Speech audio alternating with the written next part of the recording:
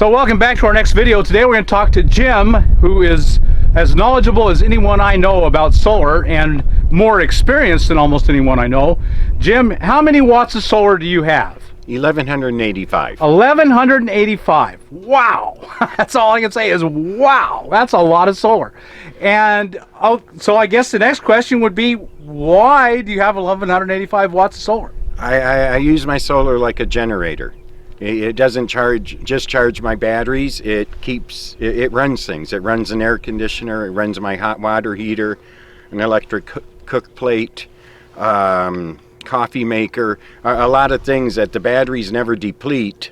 In fact, they continue charging while I run these items. It allows me to do a lot of things, and it saves me on propane, on gasoline for a generator, on gasoline to go get gasoline and propane. It allows me a much nicer lifestyle out here without constantly buying stuff. So the saving, you think ultimately, once you've bought it, it's going to save you a lot of money in the long run on propane and gas to buy propane. That's right. It saves me a ton. And you said, if I understood you correctly, did you say you run air conditioning? I have a 5,000 BTU air conditioner that I run. Oh, now wait a minute. We all know that's impossible. It can't be done. That's what I was told. Well, you listened, of course. No. No. Okay. No, I don't listen to anybody. I figured out the numbers and said I need 750 watts mounted flat in order to run an air conditioner during the peak of the day. That'll put out almost 50 amps, and the air conditioner pulls 33 amps. And I've been doing that for, 3 years now. So the 750 will run the air conditioner and continue to charge some things. And continue to throw the batteries a bone. Right. So you can't run it at night then, unless you pull off your batteries. I would have to deplete my batteries to run it at night. They will run it overnight, but then I wouldn't be able to run it the next day and recharge the batteries just with the 750 on the roof of the trailer. And so, so that's why we're standing in front of your Ford Expedition, which has a huge solar panel on it. That's the biggest solar panel I've ever seen. That's the biggest solar panel made. Wow. And it is all one solar panel. It is one 300 or 435 watt solar panel. Wow. Now I've known 315s in the 300s. They're around, pretty common, but 400, that's very unusual. It is, and they're hard to find. The company that makes them generally does not sell to the public. You have to find somebody that's willing to sell you one. So this is probably a very high voltage panel.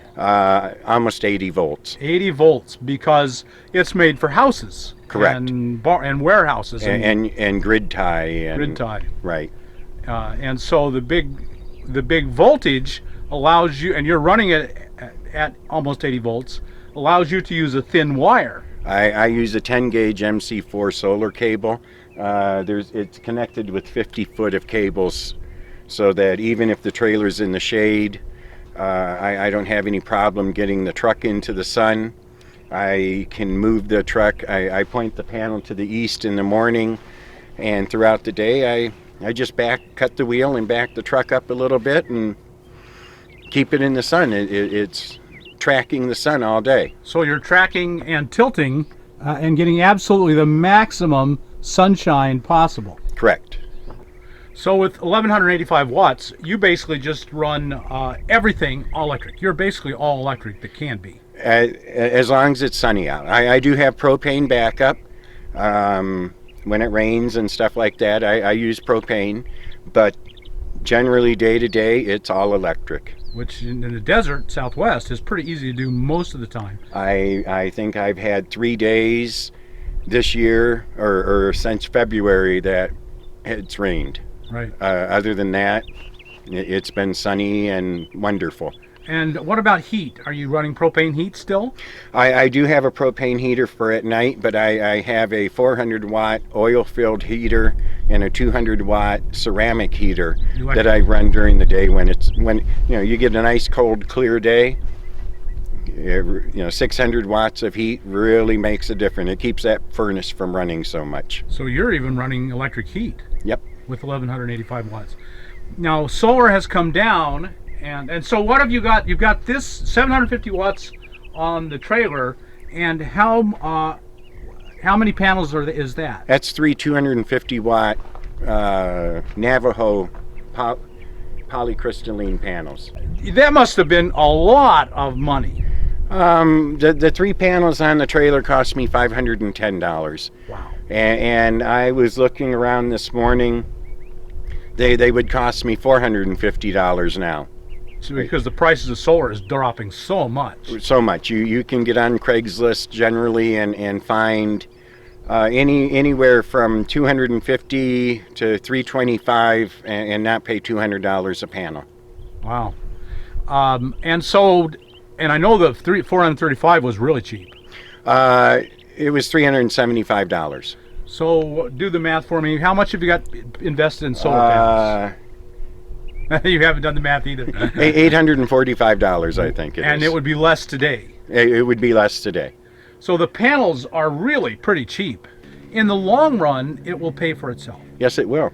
In the long run. You got to think in the long run. Well, and yeah, I've got money into my controllers and the wiring and the panels, but I've been using them for years. I will be using them for years. And so with these high voltages panels, you're going to have an MPPT controller. You do have to have an MPPT controller. It takes that high voltage and creates more amps out of the excess voltage. This panel right here produces right around 30 amps at 12 volt, which that's a lot of amps. That's a lot of amps.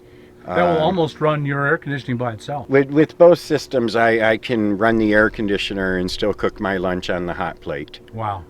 And still be tossing the batteries a bone. What do you have for a battery bank then? You must be pretty big. I have 3 Lifeline 8D batteries. They're AGM. They weigh 157 pounds apiece. AGM means I don't ever check the water. And Lifeline gives me a very specific menu of things to do to keep them going. They're 6 years old right now. Wow, 6 years old. And I expect them to outlive my trailer. I don't cycle them real heavy because everything I do is pulled directly off the solar. What a lot of people do is they buy cheap controllers, they don't buy enough solar, and then they don't treat their batteries well, and so they buy a pair of golf carts for $200, and every couple of years they replace them. So in 10 years, they've spent $1,000 on batteries. By the best you need temperature control, you need a voltage sense line. I run Morningstar controllers, one for the truck, one for the trailer. I have them custom set up according to whatever Lifeline asks. If it's 77 degrees, Lifeline says to run it at this voltage. I'm going to do it. I'm going to do whatever it takes to keep my batteries happy. And most people completely underestimate what batteries need to be happy. That's right. They need to be kept charged. They need to be treated well. They need to be equalized on a regular basis.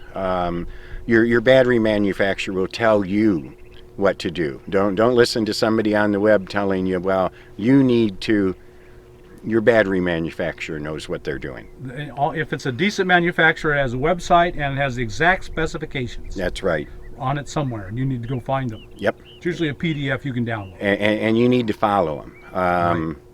Don't beat up your batteries. If you want them to last, don't beat them up.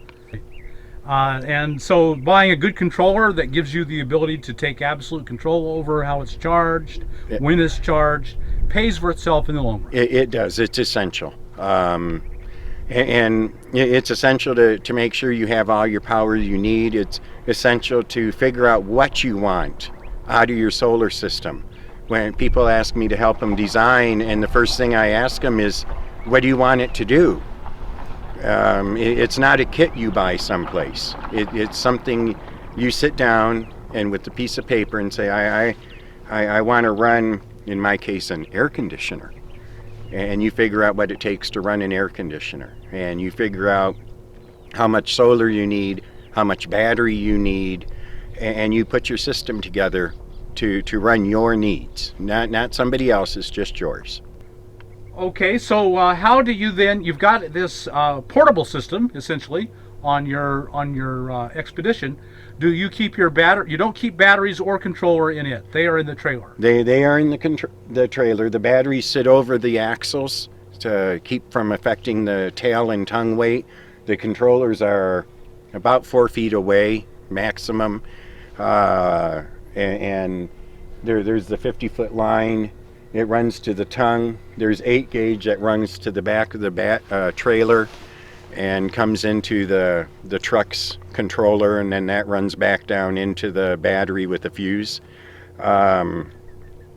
There's 10 gauge. The 3 on the roof are in series right now. They're 105 volts, normally 35 volt, and they drop down by 10 gauge into its controller, and the same thing, and each one has its own temperature control and voltage sense line. My inverter is a Tripp Lite 1250 FC.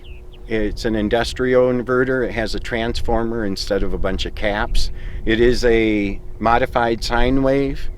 However, it's a cleaner modified sine wave than your average modified sine wave inexpensive inverter. And it's not really a super expensive inverter either. I paid a couple $100. The last time I checked, they were still under $300. Okay, well, so you are running your air conditioning right now. I'm running my air conditioning right now. Would you mind if we went in and took a look at that? Let's go. All right.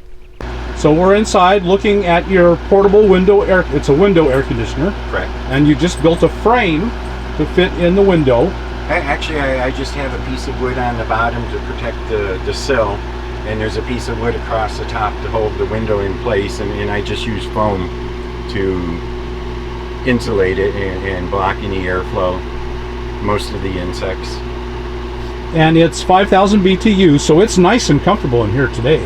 Yeah. Very, very comfortable. It does a good job. When it was 104 in Yuma, it kept the trailer at 84, which, and I sit out in the middle, right in the middle of the sun, so I can tell you it would be well over 120 in here if I hadn't have had an air conditioner running. And it draws 33 amps, you said? 33 amps, and it's rated for 450 watts, and that's under full head pressure. It does cycle once the temperature of the trailer comes down. You have a total of 80 amps coming in off of your 1185 watts? I think it's closer to 70 amps right now. I'll be able to pull 80 amps. 37.9 amps off of 750 watts on the trailer.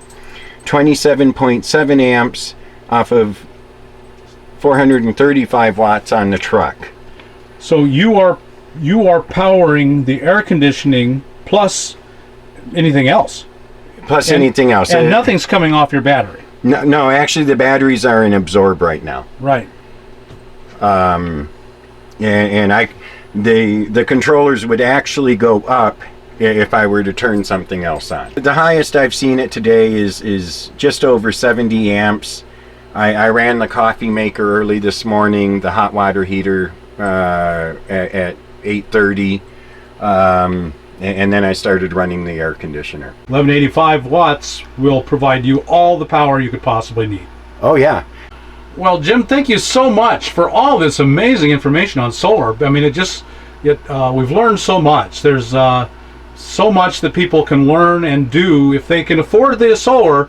Their lives, it can change their lives. You can have a very comfortable electric RV. Right. Yes. So everyone, there you have it. What an example Jim has set for us. I hope you're inspired to pursue the RV life, the nomad life, and get your own solar system going. You can it's gotten so cheap, you can add it, buy a piece here, buy a piece there. So everyone, thanks for watching, and like us on YouTube, subscribe to our channel, and we'll see you next time.